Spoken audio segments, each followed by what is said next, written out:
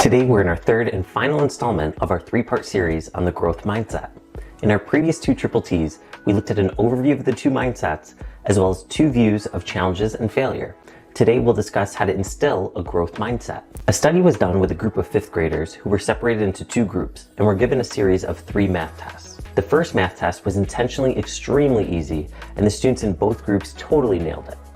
Now, here's where the actual experiment begins. The experimenters primed the kids by telling half of the kids, "You did really well, you must be really smart," while telling the other half of the kids, "You did really well, you must have worked really hard." So, you must be really smart versus you must have worked really hard. Then the kids were given their second math test.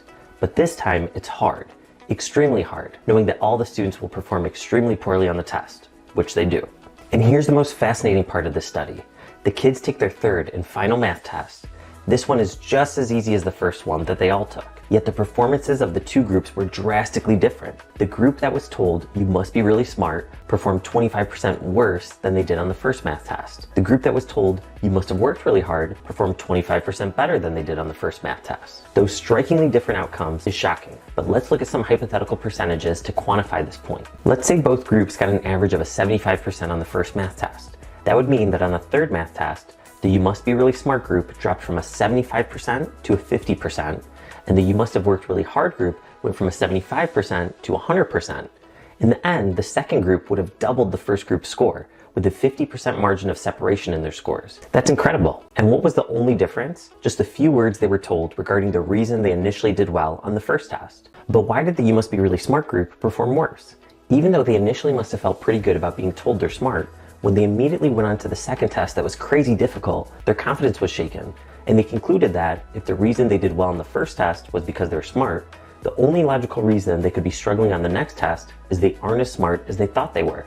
Not only is that a deflating blow to their self-confidence, but they'll also perceive future challenges as threats because their inability to excel in an area will show others and themselves that they're not as smart as they'd like to be, so they avoid challenges at all costs. In contrast, the "You must have worked really hard" group processed the difficulty of the second test simply as an indication that they'll need more effort to succeed in something that difficult, which is why it didn't rattle their confidence, and they were able to push even harder on the third test and significantly outperform the other group. The fixed mindset leads to a helplessness response of, "I'm not smart, and there's nothing I can do about it," whereas the growth mindset inspires an empowered response of, "Challenges make me stronger and smarter. Through consistent effort and practice, I can do anything." So what can we do with our kids to cultivate a growth mindset? Celebrate trying, praising effort more than results. An example could be if they play a sport, let's say tennis, and they win a match. Instead of saying, "You're a really great tennis player," you can say, "Your practice and hard work are really paying off." Then, when they inevitably lose a match, they won't suddenly think that they're bad tennis players. They'll just realize they need to learn new strategies and work hard at practicing them in preparation for the next match. Let's finish out this series with a quote from Dr. Dweck herself that I like so much that it's in my email signature. "If parents want to give their children a gift, the best thing they can do is teach their children to love challenges, be intrigued by mistakes, enjoy effort, and keep on learning."